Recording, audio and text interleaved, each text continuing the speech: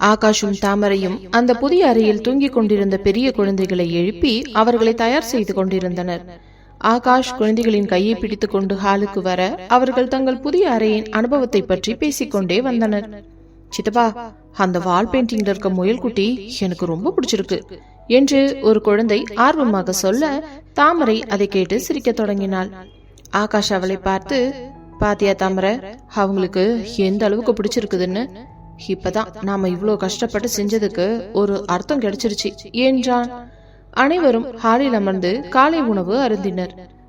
ரம்யா நேற்று இரவு இருந்ததை விட இப்பொழுது அதிக சுறுசுறுப்புடன் இருந்ததை கவனித்த தாமரை அவள் கண்ணை பார்த்து ஒரு குறும்பு சிரிப்பை வீசினாள். ரம்யா வெக்கப்பட்டு தன் தலை குனிந்து கொள்ள கார்த்திக் திருப்தியான புன்னகையோடு காஃபி குடித்துக் கொண்டிருந்தான். தாத்தா இதையெல்லாம் கவனித்துக் கொண்டு, வீட்டுல ஒரு சந்தோஷமான சூழல் இருக்கிறது தான் மனசுக்கு ரொம்ப நிம்மதியா இருக்கு என்று சொன்னார். வீட்டின் வரவேற்பறையில் அன்றைய நாள் மதிய பொழுது மிகவும் இதமாக இருந்தது. ஆகாஷ், கார்த்திக், ரம்யா மற்றும் தாமரை என அனைவரும் தாத்தாவை சுற்றி அமர்ந்து பேசிக் கொண்டிருந்தனர். மூணார் தேனிலவு முடிந்த பிறகு ஆகாஷும் தாமரையும் புது உற்சாகத்துடன் இருந்தனர். தாத்தா மெல்ல தன் அருகில் இருந்த பேப்பரை எடுத்து வைத்து விட்டு அனைவரையும் பார்த்தவர், இங்க பாருங்கப்பா, இன்னும் கொஞ்ச நாள்ல தீபாவளி வந்துரும். இந்த வருஷம் ஆகாஷுக்கும் தாமரைக்கும் ரொம்ப விசேஷம். இது அவங்க தலை தீபாவளி இல்லையா? அதனால இந்த தீபாவளிய நம்ம குடும்பத்துல ஒரு திருவிழா போல ரொம்ப விமர்சையா கொண்டாடணும் என்று தாத்தா சொல்ல அந்த இடமே ஒரு நிமிடம் மகிழ்ச்சியில் சிலிர்த்தது. தாமரைக்கும் ஆகாஷுக்கும் வெட்கம் கலந்த புன்னகை முகத்தில் அரும்பியது. ரம்யா உற்சாகமாக, நிச்சயமா தாத்தா, நாம எல்லாரும் சேர்ந்து கடைக்கு போய் புது துணிங்க பட்டாசு எல்லாம் எடுத்துட்டு வரலாம். தாமரைக்கு என்ன மாதிரி சேலை எடுக்கலாம்னு இப்போவே நான் பிளான் பண்றேன் என்று சொல்லிக் கொண்டிருக்கும் போதே தாத்தாவின் செல்போன் இடைவிடாது ஒலித்தது. போனை எடுத்து பார்த்த தாத்தா முகம் மலர, முத்தையா தான் கூப்பிடுறாரு என்றார். பின்பு தாத்தா போனை எடுத்து, சொல்லு முத்தையா, சௌக்கியமா என்று ஆரம்பிக்க மறுமுனையில் தாமரையின் அப்பா முத்தையாவின் குரல் கேட்டது. ஐயா, நான் நல்லா இருக்கேன். நீங்க வீட்டுல எல்லாரும் எப்படி இருக்கீங்க? எல்லாரும் நல்லா இருக்கோம் முத்தையா.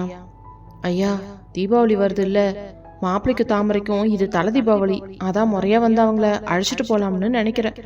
இன்னைக்கு நான் அவங்கள வந்து பார்க்க வரவா என்று கேட்டதும் தாத்தா சிரித்து கொண்டே, என்ன முத்தையா, இதுக்கு போய் அனுமதி கேட்டுட்டு இருக்கீங்க?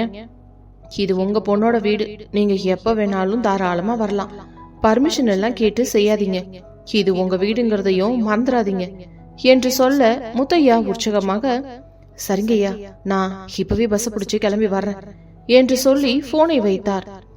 தாத்தா செய்தியை சொன்னதும் தாமரையின் கண்கள் ஆச்சரியத்திலும் மகிழ்ச்சியிலும் மின்னின. அப்பா வர்ற தாத்தா என்று அவள் கேட்ட விதமே அவளது உள்ளத்தின் துள்ளலை உணர்த்தியது. ஆகாஷும் முகமலர்ச்சியோடு, மாமா வர்றது ரொம்ப சந்தோஷம். இந்த தடவை வந்தா அவரை நாம ஒரு வாரம் இல்ல ஒரு மாசம் இங்கேயே இருக்க வச்சிடணும். அவ்வளவு சீக்கிரம் திரும்ப விடக்கூடாது என்று சொல்ல தாமரை தன் கணவனை ஒருவித பெருமை பொங்க பார்த்தாள். அதற்கு பிறகு தாமரை உற்சாகம் தாங்காமல், தாத்தா, அப்பா வரதுக்குள்ள நான் சமையல் அறையில ஒரு விசேஷமான விருந்தையே தயார் பண்ணிடுறேன். இன்னைக்கு சமையல் பட்டையை கலப்ப போகுது என்று துள்ளி குதித்து கிச்சனுக்குள் ஓடினாள். அவளுக்கு பின்னால் ரம்யாவும் சென்றாள். தாமரை காய்கறியில் நறுக்கி கொண்டிருக்க ரம்யா அவள் தோளில் கை போட்டு, தாமரை, உங்க அப்பா வரேன்னு சொன்ன உடனே உன் முகத்துல ஒரு தேவதைக்கான சந்தோஷம் தெரியுதுடி. இந்த சந்தோஷம் என்னைக்கும் உன் முகத்துல மாறாம இருக்கணும்னு நான் அந்த கடவுள்கிட்ட வேண்டிக்கிறேன். தலை தீபாவளிய நீங்க 2 பேரும் ரொம்ப ஸ்பெஷலா என்ஜாய் பண்ணுங்க என்று நெகிழ்ச்சியுடன் சொன்னாள். தேங்க்ஸ் அக்கா என்றவள் சமையலில் மும்முரமாக இருந்த தாமரைக்கு திடீரென்று ஒரு யோசனையும் தோன்றியதும் ரம்யாவை திரும்பி பார்த்து, அக்கா, நாங்க ஊருக்கு போயிட்டா நீங்க இங்க தனியா தானே இருப்பீங்க. அதுக்கு பதிலா ஏன் நம்ம எல்லாரும் சேர்ந்து எங்க கிராமத்துக்கு தீபாவளி கொண்டாட போக கூடாது? அங்க தீபாவளி இன்னும் செம்மையா இருக்கும் தெரியுமா? ஒரு வாரம் எல்லாரும் அங்கேயே தங்கி என்ஜாய் பண்ணலாம். தாத்தாவையும் நம்ம கூடவே கூட்டிட்டு போயிடலாம். அவருக்கு அங்க இருக்கிற காத்துல கொஞ்ச நாள் இருந்தா உடம்புக்கும் ரொம்ப நல்லதா இருக்கும் என்று தன் ஆசையை கூறினாள். அதை கேட்ட ரம்யாவின் கண்கள் ஆச்சரியத்தில் விரிந்தன. நிஜமாவா சொல்ற தாமரை? கிராமத்துல தீபாவளியா? நான் அப்படி ஒரு கொண்டாட்டத்தை பார்த்ததே இல்லை தெரியுமா? உங்க அப்பா உங்க ஊர் மக்கள் எல்லார் கூடயும் சேர்ந்து கொண்டாடுறது ரொம்ப நல்ல ஐடியாவாச்சே என்று ரம்யாவும் உற்சாகம் அடைந்தாள். கிச்சனுக்குள் இருவரும் பேசிக் கொண்டிருக்கும் இந்த மகிழ்ச்சியான தருணம் அந்த வீட்டின் சந்தோஷத்தை இன்னும் பல மடங்கு கூட்டியது. தாமரையின் அந்த எளிய யோசனை ஒட்டுமொத்த குடும்பத்தையும் ஒரு அழகான கிராமத்து தீபாவளி பயணத்திற்கு தயார் செய்து கொண்டிருந்தது. அந்த வாரம் முழுவதும் அவர்களுக்கு இருக்க போகும் சந்தோஷத்தை நினைத்து அவர்கள் இருவருமே மனதிற்குள் ஒரு பெரிய திருப்தியை உணர்ந்தனர். தாத்தாவின் அந்த மகிழ்ச்சியான அறிவுக்கு பின் வீடே ஒரு திருவிழா கோலம் பூண்டது. முத்தையா வரப்போகிறார் என்ற செய்தி தாமரையின் முகத்தில் 1000 வாட்ஸ் மின்விளக்கு பிரகாசித்தது போல ஒரு ஒளியை தந்தது. சில மணி நேரங்களில் கிராமத்துக்கே உரித்தான அந்த கனிவான தோற்றத்தோடு முத்தையா வீட்டிற்கு வந்து சேர்ந்தார். அவரை பார்த்ததும் தாமரை ஓடி சென்று, அப்பா உள்ள வாங்கப்பா, எப்படி இருக்கீங்க என்று அவர் கைகளை பிடித்து உள்ளே அழைத்து வந்தாள். நான் நல்லா இருக்கேம்மா, நீ மாப்பிள்ள வீட்டுல எல்லாரும் நல்லா இருக்கீங்களா? நாங்க எல்லாரும் ரொம்ப நல்லா இருக்கோம்பா என்று கூறினாள். முத்தையா உள்ளே நுழையும் போதே வீட்டின் பிரம்மாண்டத்தை கண்டு மெய்சிலிட்டு போனவர், என்ன தாமரை, இது நம்ம வீட்டுக்குள்ளதான் வரோமா? முன்னாடி இருந்த மாதிரியே இல்லையே, இது ஏதோ பெரிய அரண்மனை மாதிரில இருக்கு என்று வியப்போடு கேட்டார். முத்தையாவுக்கு நடந்த விவரங்களை புரிய வைக்க தாமரை ஒரு வழியாக சுருக்கமாக ஆகாஷின் அன்பையும் அந்த வீட்டின் மாற்றங்களையும் அவரிடம் கூறினாள். அதை கேட்ட முத்தையாவின் கண்களில் தன் மகள் இவ்வளவு வசதியான இடத்தில் இருப்பதை கண்டு ஒரு பெருமிதம் தெரிந்தது. உள்ளே வந்தவரை வரவேற்ற தாத்தா, வா முத்தையா, வந்து உட்காரு, பயணமெல்லாம் ஓகேவா? அதெல்லாம் நல்லா இருந்துச்சுங்க ஐயா, ஒரு பிரச்சனையும் இல்லை. அம்மாடி ரம்யா, நீ குழந்தைங்க மாப்பிள்ள எல்லாரும் நல்லா இருக்கீங்களா? நாங்க எல்லாருமே நல்லா இருக்கோம்பா, நீங்க வந்ததுல எங்களுக்கு ரொம்ப சந்தோஷம் என்றவள் சுட சுட காஃபியை எடுத்து கொண்டு வந்து கொடுக்க அதை சந்தோஷமாக வாங்கி குடித்தார். பின்பு, ஆமா தாமரை, மாப்பிள்ள எங்க காணோம்? அவர் ஆபீஸ் போயிருக்காருப்பா, இன்னும் கொஞ்ச நேரத்துல வந்துருவாரு என்றதும் தாத்தாவும், சரிமா தாமரை, உன் அப்பாவை உங்களோட ரூமுக்கு கூட்டிகிட்டு போ என்றதும் தாமரை முத்தையாவை தன் அறைக்கு அழைத்து சென்றாள். அறைக்குள் நுழைந்ததும் குளுகுளுவென ஏசி காற்று அவர் முகத்தில் பட்டது. சென்னையில் வெயில் கொளுத்தி கொண்டிருந்தாலும் அந்த அறை மட்டும் ஒரு குளிர் பிரதேசம் போல் இருந்தது. சோஃபாக்கள், அலங்கார விளக்குகள், படுக்கை அறை என்று எல்லாவற்றையும் பார்த்த முத்தையா அப்படியே மௌனமாகி போனார். தாமரை, மாப்பிள்ள இவ்வளவு சொகுசான வாழ்க்கையை அனுபவிச்சுட்டு எப்படி நம்ம ஊருக்கு வந்து அந்த ஒரு வாரம் நம்ம வீட்டு ஃபேன் காத்துல அந்த சூட்டுக்குள்ள கஷ்டப்பட்டாரோ, இதையெல்லாம் பார்த்தே எனக்கே மனசுக்கு ரொம்ப கஷ்டமா இருக்குதுடா என்று வேதனையுடன் கூறினார். ஐயோ அப்பா, அவர் அப்படியெல்லாம் எதுவும் நினைக்க மாட்டாரு, நீங்க ஃப்ரீயா விடுங்க. நம்ம வீட்டை பத்தி எல்லாம் தெரிஞ்சுதானே கல்யாணம் பண்ணாரு, இப்ப எதுக்கு இந்த பேச்சு என்று அவருக்கு ஆறுதல் கூறினாள். ஆனால் அவர் மனதில் ஓடிக்கொண்டிருந்ததெல்லாம் ஒன்றுதான்.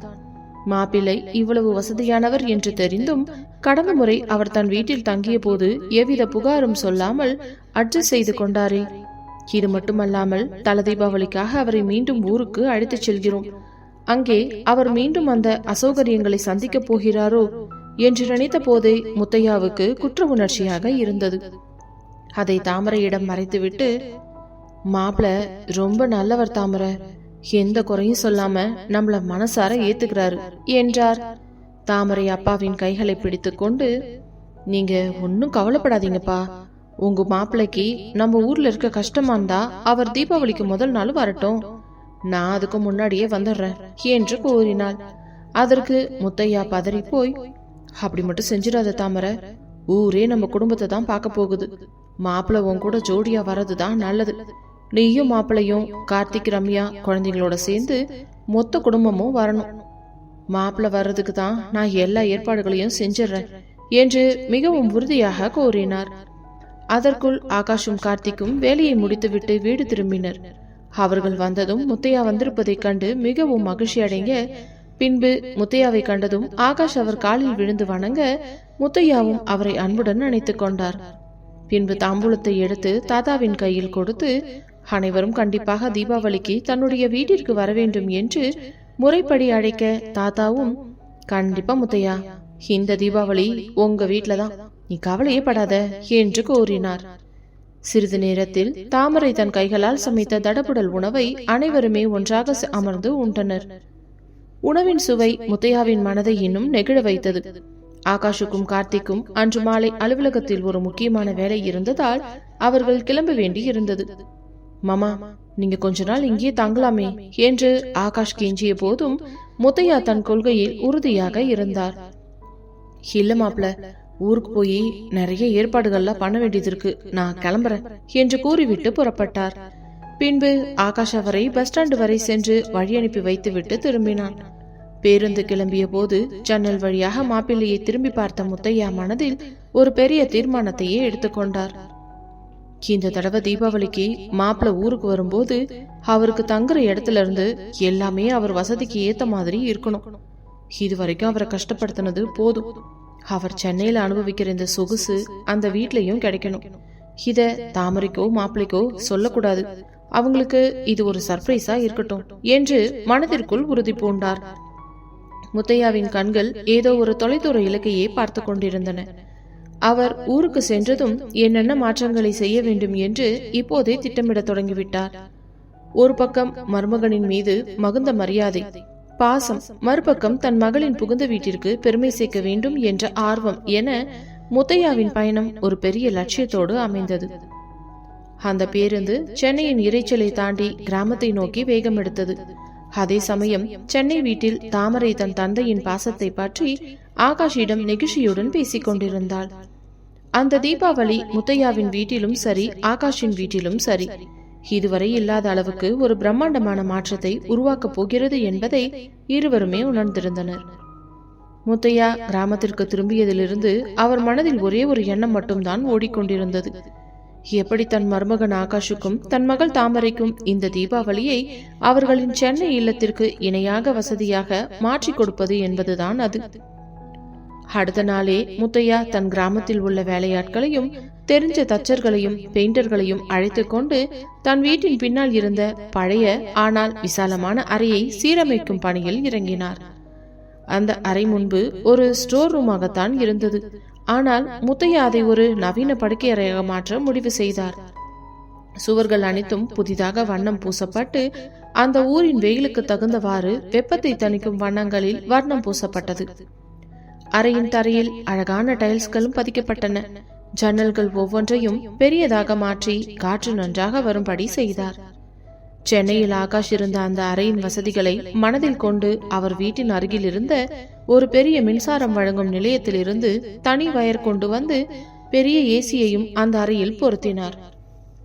மாப்பிள்ளை மற்றும் தன் மகள் வசதியாக தூங்குவதற்கு தேவையான அனைத்து நவீன படுக்கை வசதிகளையும் மெத்தைகளையும் பட்டணத்தில் இருந்தே வரவழைத்தார்.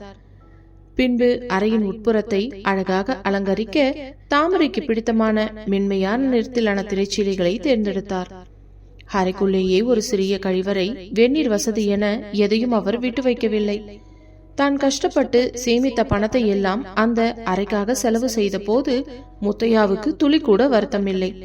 மாறாக மாப்பிள்ளையின் முகத்தில் அந்த அறைக்குள் நுழைந்ததும் விரியும் மகிழ்ச்சியை பார்க்க வேண்டுமென்ற ஆசைதான் அவர் கண்களில் தெரிந்தது. அவர் செய்வது அனைத்தையும் ஊர் மக்கள் ஆச்சரியமாக பார்த்தனர்.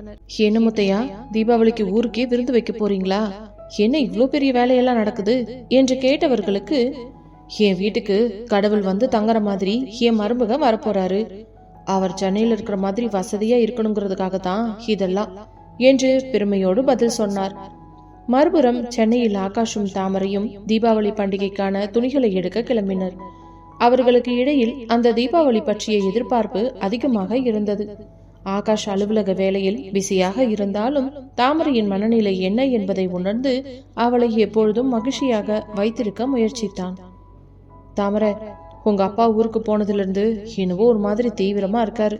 ஊருக்கு கிளம்போது கூட ஏதோ ஒரு சர்ப்ரைஸ பத்தி சொல்லிட்டு போனாரு. என்னவா இருக்கும்னு உனக்கு ஏதாச்சும் தெரியுமா என்று அவன் கேட்க, தாமரை சிரித்து கொண்டே, தெரியல ஆகாஷ், ஆனா அப்பாவுக்கு நம்ம மேல இருக்கிற பாசம் அவ்வளோ பெருசு. அவர் எதை செஞ்சாலும் நம்ம சந்தோஷத்துக்காக தான் செய்வாரு என்று சொன்னாள். ஆகாஷ் அவளை அழைத்து கொண்டு சென்னையின் பெரிய ஜவுளி கடைக்கு சென்றான். அங்கே தாமரைக்கு என்னென்னவோ எடுத்து பார்த்தான். ஒவ்வொன்றையும் அவள் மீது வைத்து பார்த்துவிட்டு, இந்த நேரம் உனக்கு ரொம்ப நல்லா இருக்கு தாமரை, இதுதான் தல தீபாவளிக்கு சிறப்பா இருக்கும் என்று அவனை தேர்ந்தெடுத்தான். ரம்யாவிற்கு, கார்த்திக்கு மற்றும் குழந்தைகளுக்கு தேவையானவற்றை எடுத்த பிறகு ஆகாஷ் கடைசியாக தாமரைக்கு மட்டும் விலை உயர்ந்த அழகான காஞ்சிபுர பட்டுச்சேலை ஒன்றை தேர்ந்தெடுத்து அவளிடம் கொடுத்தான். தாமரை அதை தொட்டு பார்த்த போது அவளுக்கு கண்கள் கலங்கியது. ஆகாஷ், இந்த ஒரு வருஷம் எனக்கு கிடைச்ச மாற்றங்கள், இந்த அன்பு, இந்த வாழ்க்கை, இதுக்கெல்லாம் நான் என்ன கைமாறு செய்ய போறேனே தெரியல என்று அவள் சொல்ல அவன் அவளை கடையில் இருந்தே அணைத்து கொண்டு, நீ எனக்கு தந்த மகிழ்ச்சி தான் எனக்கு கிடைச்ச மிகப்பெரிய பரிசு தாமரை. இனிமே வரப்போற ஒவ்வொரு தீபாவளியும் உன்னோட இந்த சிரிப்போட தான் ஆரம்பிக்கணும் என்றான். கிராமத்தில் முத்தையா தன் வேலையை மொத்தமாக முடித்து விட்டார். அறை இப்பொழுது பார்ப்பதற்கு சென்னைக்கு இணையாக மாறியிருந்தது. கதவை திறந்து பார்த்த முத்தையாவுக்கு தன் உழைப்புக்கு ஒரு அர்த்தம் கிடைப்பது போலவே இருந்தது. அறையின் வாசல் கதவில் மருமகன் மற்றும் மகளுக்கான இல்லம் என்று தன் கையாலேயே ஒரு சின்ன பலகையை எழுதி ஒட்டினார்.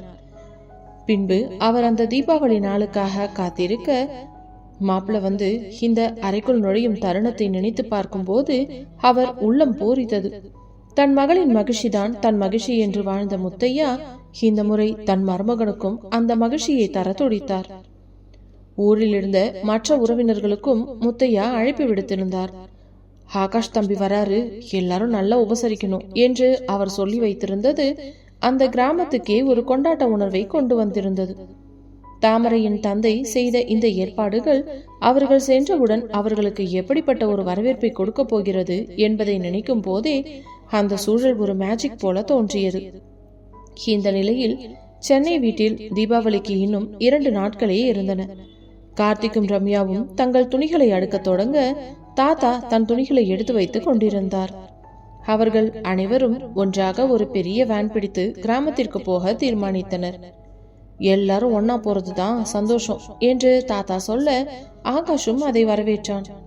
மொத்த குடும்பமும் அந்த தீபாவளியை எதிர்பார்த்து சென்னை வாழ்வின் பரபரப்பில் இருந்து விடுபட்டு அந்த கிராமத்தின் அன்பிற்காக காத்திருந்தது. முத்தையா அங்கே ஒவ்வொரு நாளும் அந்த அறையை சுத்தம் செய்தும் வாசனை திரவியங்கள் தெளித்தும் மருமகனின் வரவுக்காக காத்து கொண்டிருந்தார். தன் வீட்டின் அந்த ஒரு அறை இன்று ஒரு சொர்க்கமாகவே மாறியிருந்தது. அந்த தீபாவளி முத்தையாவின் அன்பால் இன்னும் பல மடங்கு பிரகாசிக்க போகிறது என்பதை அவர்கள் எவரும் அறியவில்லை. வீட்டின் ஹாலில் அனைவரும் தீபாவளி பயணத்திற்கான ஏற்பாடுகளை பற்றி பேசிக் கொண்டிருக்கும் போது கார்த்திக் ரம்யாவின் குழந்தைகள் இருவரும் தங்கள் சித்தி தாமரையை சுற்றி வளைத்துக் கொண்டனர். அவர்கள் இருவரின் முகத்திலும் ஒரு விதமான குழப்பமும் அதே சமயம் ஆர்வம் கலந்த ஆச்சரியமும் இருந்தது. சித்தி, எல்லாரும் உங்க ஊருக்கு போக போறோம்னு சொல்றாங்க. ஆனா அங்க எப்படி இருக்கும்னு எங்களுக்கு தெரியலையே. நீங்க அது ஒரு கிராமம்னு சொன்னீங்க. அப்ப அங்க ஒண்ணுமே இருக்காதா என்று மூத்தவன் கேட்க, இளையவனோ, சித்தி, அங்க போனா நாங்க விளையாடுறதுக்கு ஏதாச்சும் இருக்குமா, இல்ல அங்க ரொம்ப போர் அடிக்குமா என்று முகத்தை சுளித்துக் கொண்டு கேட்டான். தாமரை அவர்களை தன் மடியில் அமர்த்தி கொண்டு அவர்களின் ஆசையை புரிந்து கொண்டு சிரித்தவள், ஐயோ ஏன் செல்லங்களா, அங்க போனதுக்கு அப்புறம் நீங்க திரும்பி இங்க சென்னைக்கு வரவே மாட்டேன்னு சொல்லுவீங்க. நான் சொல்றத நல்லா கேளுங்க. அங்க போனா இந்த மாதிரி வீட்டுக்குள்ள நீங்க அடைஞ்சு கிடக்க வேண்டிய அவசியமே இல்லை என்றாள். அவள் சொல்ல சொல்ல குழந்தைகள் ஆவலுடன் அவளையே பார்த்தனர். அங்க பாத்தீங்கன்னா கண்ணு கெட்டிய தூரம் வரைக்கும் பச்சை பசேல்னு வயல்வெளிகள் இருக்கும். அதுல ஓடி ஆடி விளையாடலாம். அப்புறம் அங்க பெரிய பம்ப் செட் இருக்குதுரா, அந்த தண்ணியில ஜாலியா குளிக்கலாம்.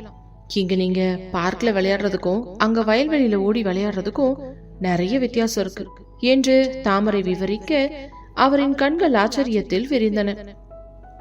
அப்ப அங்க மத்த பசங்க யாரும் இருக்க மாட்டாங்களா சித்தி? நாங்க மட்டும் தனியா விளையாடணுமா என்று இளையவன் கேட்க, தாமரை அவர்களை கொஞ்சிக் கொண்டே, அங்க ஊரே பெரிய குடும்பம் மாதிரிதான், நிறைய பசங்க இருப்பாங்க. அங்க இருக்கிற பசங்க கூட சேர்ந்து நீங்க ஒளிஞ்சு பிடிச்சு விளையாடலாம், மரம் ஏறலாம், மாடு மேய்க்கிறது வேடிக்கை பார்க்கலாம். இங்க இருக்கிற மாதிரி உங்களுக்கு விளையாட ஆள் தேடணும்னு அவசியமே இல்லை. அங்க போனா நீங்க நினைச்சு கூட பார்க்காத அளவுக்கு நிறைய நண்பர்கள் கிடைப்பாங்க என்றால். குழந்தைகள் இருவரும் ஒருவருக்கொருவர் பார்த்து கொண்டு, சித்தி, இதெல்லாம் நிஜமாவா சொல்றீங்க? அங்க பம்பு செட்ல குளிச்சா அவ்வளவு ஜாலியா இருக்குமா என்று உற்சாகமாக கேட்டனர். கண்டிப்பா, அங்க போனா நீங்க கம்ப்யூட்டர் கேம்ஸ் விளையாடுறதை விட நேர்ல விளையாடுறது ரொம்ப சூப்பரா இருக்கும். அங்க இருக்கிற மண் வாசனை, அந்த பறவைகளோட சத்தம், அப்புறம் எங்க அப்பா தோட்டத்துல பறிக்கிற சுவையான பழங்கள்னு நீங்க ரொம்ப என்ஜாய் பண்ணுவீங்க என்று அவள் விளக்க, குழந்தைகள் இப்போது உற்சாகத்தின் உச்சத்துக்கே சென்று விட்டனர். சித்தி, நாங்க இப்பவே அங்க போகணும்னு ஆசையா இருக்கு. நீங்க சொல்றதெல்லாம் கேட்டா எங்களுக்கு ரொம்ப ஜாலியா இருக்கும்னு தோணுது என்று இருவரும் துள்ளி குதித்தனர். தாமரை அவர்களின் முகத்தில் இருந்த அந்த மகிழ்ச்சியை கண்டு, நீங்க வந்து பாருங்களேன், கண்டிப்பா உங்களுக்கே அந்த ஊரை ரொம்ப பிடிச்சு போகும். இந்த ஊரை விட கிராமத்துல இருக்கிற அந்த சுதந்திரமான வாழ்க்கை உங்களுக்கு ரொம்ப பிடிக்கும்டா என்று அவர்களுக்கு உறுதியளித்து அவர்களின் தலையை கோதிவிட்டாள்.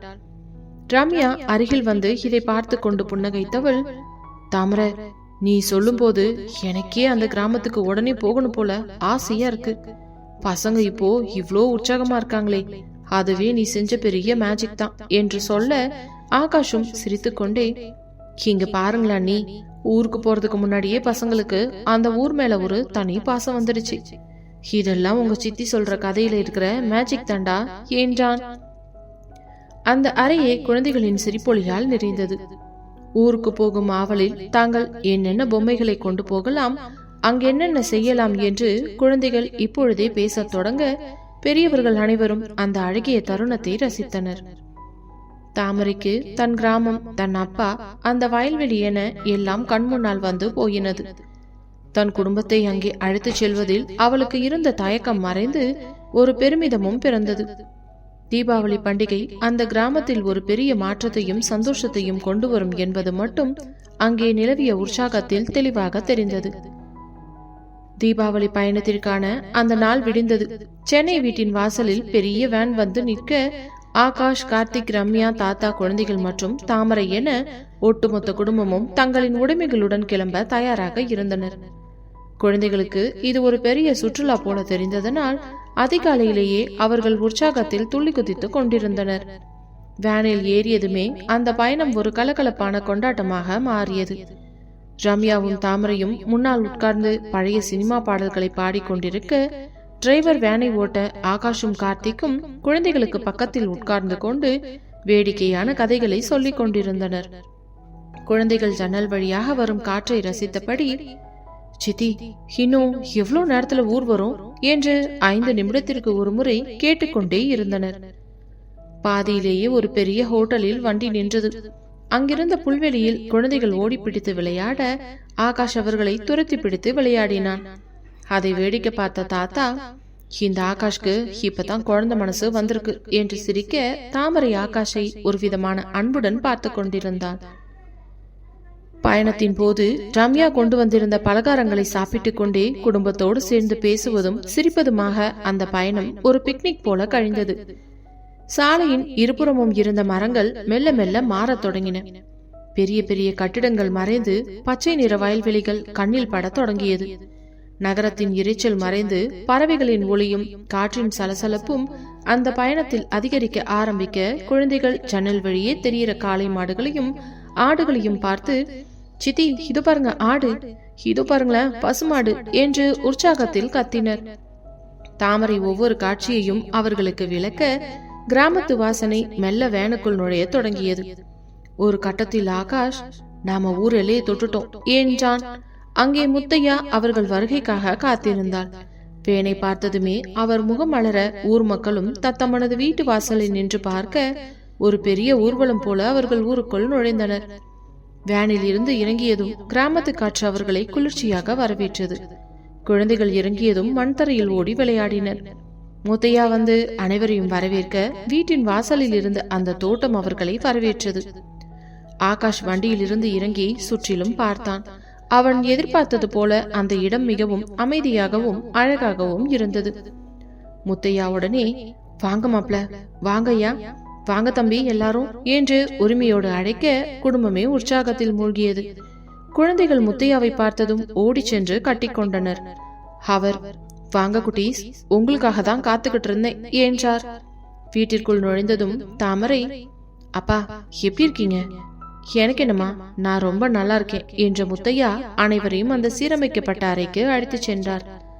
மாப்ள, இது உங்களுக்காகத்தான் என்று அவர் அந்த புதிய அறையை காட்ட ஆகாஷ் அப்படியே அதிர்ச்சியில் உறைந்து போனான். அந்த அறை ஒரு சொகுசு ஹோட்டல் அறை போலவே இருந்தது.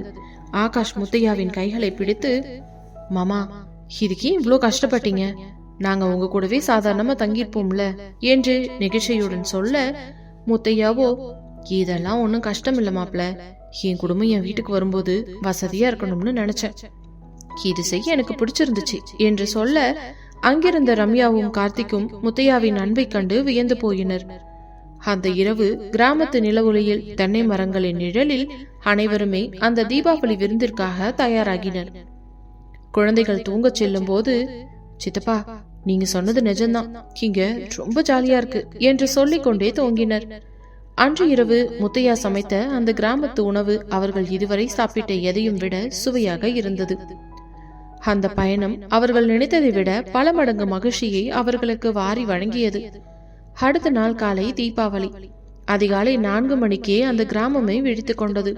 தாமரையின் தந்தை முத்தையா தீபாவளி விருந்தினர்களை கவனிப்பதில் எந்தவித குறையும் இருக்கக்கூடாது என்பதில் உறுதியாக இருந்தார். தாமரை, ஆகாஷ் மற்றும் ஒட்டுமொத்த குடும்பமும் வருவதால் முத்தையா தனது தங்கச்சி முறை உறவுக்காரனான மரகதமத்தையை சில நாட்களுக்கு முன்பே வீட்டிற்கு வரவழைத்திருந்தார். மரகதமத்தை சமையலில் கில்லாடி. அவர்களோடு சேர்ந்து முத்தையாவும் அதிகாலையிலே எழுந்து வீட்டின் வாசலில் பெரிய கோலமிட்டு மாவிலை தோரணங்களை வரிசையாக கட்டி வீட்டை அலங்கரித்தனர். அதிகாலை குளிரில் ஊரின் பொது ஒளிபெருக்கியில் ஒலித்த மங்கள இசையும் கோவில் மணி யோசையையும் அந்த பண்டிகையின் புனிதத்தை உணர்த்தியது. முதலில் எழுந்தது தாமரைதான். அவள் ஆகாஷை மெதுவாக தட்டி எழுப்பினாள். எழுந்திரிங்க ஆகாஷ், இது நம்ம தல தீபாவளி, இன்னும் கொஞ்ச நேரத்துல எண்ணெய் தேய்ச்சி குளிக்கணும் என்று கண்களில் ஆர்வம் பொங்க கூற, ஆகாஷ் கண்களை தேய்த்தபடியே எழுந்து அமர்ந்தவன், என்னடி கிராமத்து தீபாவளி இவ்வளவு சீக்கிரமாவ ஆரம்பிக்கும் என்று கேட்டபடியே எழுந்து சென்று ஜன்னலை திறந்தான். ஜன்னல் வழியாக பனிமூடிய வயல்வெளியின் வாசமும் எங்கோ ஒரு வீட்டில் விறகடுப்பில் பாலும் காஃபியும் கொதிக்கும் மனமும் அவனை புத்துணர்ச்சி அடைய செய்தது. சமையலறையில் மரகதமத்தைக்கும் முத்தையாவுக்கும் இடையே பெரிய கூட்டணியே நடந்து கொண்டிருந்தது. மரகதம், மாப்பிளைக்கும் தாமரைக்கும் ஸ்பெஷலா அந்த சக்கரை பொங்கல நெய்ய கொஞ்சம் தாராளமா ஊத்து, அதுதான் டேஸ்ட் கொடுக்கும் என்று முத்தையா சொல்ல, ஏங்க அண்ணா, மாப்பிள்ள பட்டணத்துக்காரு, அவருக்கு இந்த தேன் குழலு அதிரசம் எல்லாம் பிடிக்குமான்னு ஒரு தடவை கேட்டுடுங்க என்று கூறிய மரகதமத்தை அவசர அவசரமாக இட்லி வடை என தயார் செய்து கொண்டிருந்தார். முத்தையா சமையலுக்கு தேவையான வேலைகளை செய்து கொடுத்து இடைவிடாமல் அந்த பண்டிகை சூழலை உயிர்ப்புடன் வைத்திருந்தார். தீபாவளி அதிகாலை அந்த கிராமமே ஒரு விதமான புத்துணர்ச்சியோடு விழித்திருந்தது. வீட்டின் வரவேற்பறையில் முத்தையா தீபாவளிக்காக வாங்கிய புது ஆடைகள், பட்டாசுகள், பலகாரங்களை எல்லாம் ஒரு தாம்பாள தட்டில் வைத்து இறைவனை வேண்டி பூஜை செய்து கொண்டிருந்தார். முத்தையாவின் குரலிலிருந்த அந்த பக்தி அந்த தல தீபாவளியின் புனிதத்தை இன்னும் அதிகப்படுத்தியது. பூஜை முடிஞ்சதும் மரகதமத்தை உற்சாகமாக, எல்லாரும் சீக்கிரம் வாங்க, எண்ணெய் தேய்ச்சி குளிக்கிறது தான் இப்போ முக்கியம் என்று அனைவரையும் அழைத்தார். தாமரைக்கும் ரம்யாவிற்கும் அத்தை அன்போடு எண்ணெய் காய்ச்சி தலைக்கும் உடல் முழுவதற்கும் தடவிவிட அந்த பெண்கள் இருவரின் முகத்திலும் ஒரு விதமான வெட்கமும் மகிழ்ச்சியும் இருந்தது. எண்ணெய் தடவி முடித்ததும் அத்தை ஒரு குறும்பு சிரிப்புடன், சரி சரி, இப்போ உங்க புருஷனை தோட்டத்து பக்கம் இருக்கிற அந்த பழைய கிணத்தடிக்கு கூட்டிட்டு போங்க, அவங்களுக்கு உடம்பு முழுக்க நீங்களே எண்ணெய் தேய்ச்சி விட்டு நல்லா மசாஜ் பண்ணி குளிக்க வைங்க, இதுதான் இந்த தீபாவளி சடங்கு என்று சொன்னார். ஆகாஷும் கார்த்திக்கும் கிணத்தடிக்கு செல்ல தாமரையும் ரம்யாவும் தயக்கத்தோடு அவர்களை பின்தொடர்ந்தனர். அந்த தோட்டம் தென்னை மரங்களின் நிழலில் மிகவும் அமைதியாக இருந்தது. ஆகாஷ் கிணத்தடி மேடையில் அமர்ந்திருந்தான். தாமரை அவனது சட்டையை கழற்ற முயன்ற போது ஆகாஷ் விளையாட்டாக வம்பு செய்தான். என்ன தாமரை, இதெல்லாம் ரொம்ப அநியாயம், எதுக்கு என் சட்டையை கழற்ற, எனக்கு ரொம்ப வெக்கமா இருக்குதுடி என்று அவன் பிடிவாதம் பிடிக்க அவள் அவனை சமாதானப்படுத்தி வேட்டியை அவிழ்க்க சொல்லி இடுப்பில் மட்டும் துண்டை கட்ட வைத்தாள். பின்பு தாமரை கிண்ணத்தில் இருந்த வெதுவெதுப்பான நல்லெண்ணெயை தொட்டு ஆகாஷின் அகன்ற தோள்களிலும் முதுகிலும் மெதுவாக தடவ தொடங்கினாள். அவளது மென்மையான விரல்கள் அவனது தசைகளை அழுத்தி வட்ட வடிவில் மசாஜ் செய்த போது ஆகாஷ் அந்த உணர்வில் மெய் மறந்தான். எண்ணெய் தேய்த்து சிறிது நேரம் ஊறிய பிறகு தாமரை சுடுதண்ணி ஊற்றி தலைக்கு சீயக்காய் தேய்த்து விட்டு ஆகாஷின் முதுகில் சோப்பு போட்டு தேய்க்க தொடங்கினாள். ஹே பொண்டாட்டி, இது ரொம்ப நல்லா இருக்குதுடி, இனிமே டெய்லியும் நீயே எனக்கு எண்ணெய் தேய்ச்சி குளிக்க வைக்கிறியா என்று அவன் கிசுகிசுக்க அவள் அவனை பார்த்து, ஆசைய பாரு, டெய்லியும் குளிக்க வைக்க நான் என்ன நர்ஸா, இல்ல நீங்க என்ன பச்சை குழந்தையா என்று குறும்புடன் கிண்டல் செய்தாள். அடுத்த நொடி ஆகாஷ் அவளது கையை பிடித்து வேகமாய் இழுக்க அவள் தள்ளாடி அவன் மடியில் விழுந்தாள். அந்த கிணத்தடியின் குளிர்ந்த சூழலில் அவர்கள் இருவருக்குள்ளும் ஒரு நெருக்கமான காதல் விளையாட்டு தொடங்கியது. அவனை குளிக்க வைத்து முடித்ததும் தாமரை வேகமாக பாத்ரூமிற்குள் நுழைய தயாரானாள். ஆனால் ஆகாஷ் அவளை விடவில்லை.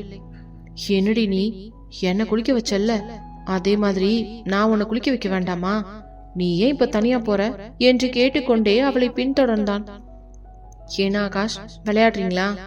எனக்கு தானாவே குளிக்க தெரியும், நீங்க போய் உங்க வேலையை பாருங்க என்று அவள் கதவை மூட முயல ஆகாஷ் பலமாக தடுத்து உள்ளே நுழைந்து கதவை சாத்தினான். குளியலறை கதவு சாத்தப்பட்ட உள்ளே நீராவி கிளம்பி கொண்டிருந்தது. ஆகாஷ் மெதுவாக அவளது சேலையை விலக்கி அவளை இறுக்கமாக அணைத்து கொண்டான். அந்த நீராவிக்குள் அவளது மேனியில் சோப்பை தேய்த்து அவன் ஒரு சிற்பத்தை செதுக்குவது போல மென்மையாக மசாஜ் செய்ய தொடங்கினான். அவள் தடுத்தாலும் அவன் அவளை தன் வசப்படுத்தி அவளது தோல் முதல் முதுகு வரை சோப்பு நுரையை தோய்த்து விளையாடினான். அவளது மென்மையான சருமத்தில் அவன் கைகள் ஊர்ந்து செல்லும் போது அவள் அவன் நெஞ்சில் தலை சாய்த்து தன்னை இழந்து நின்றாள். அந்த தீபாவளி காலை அவர்களுக்கு பல வருடங்கள் நினைவில் நிற்கும் ஒரு இனிய அனுபவமாக அமைந்தது. அங்கே ஊருக்குள் பட்டாசுகள் வெடித்துக் கொண்டிருக்க இவர்களுக்குள் காதலின் கொண்டாட்டம் அந்த சிறிய குளியலறையில் பிரம்மாண்டமாக நடந்து கொண்டிருந்தது. ஆகாஷின் அந்த அன்பும் அவளை அவன் கவனித்துக் கொண்ட விதமும் தாமரைக்கு தன் அப்பா செய்த அந்த சர்ப்ரைஸ் ஏற்பாட்டை விட மிக பெரிய பரிசாக தெரிந்தது. அந்த தீபாவளி அவர்களின் உறவை முற்றிலும் புதிய பரிமாணத்திற்கு எடுத்துச் சென்றிருந்தது. ஆகாஷுக்கும் தாமரைக்கும் கிணத்தடி மேடையின் ஒரு பக்கம் அந்த ரொமான்டிக் குளியல் நடந்து கொண்டிருக்க, சில அடி தூரத்தில் ரம்யாவும் கார்த்திக்கும் ஒருவருக்கொருவர் அந்த தீபாவளி சடங்கை மிக அழகாக செய்து கொண்டிருந்தனர்.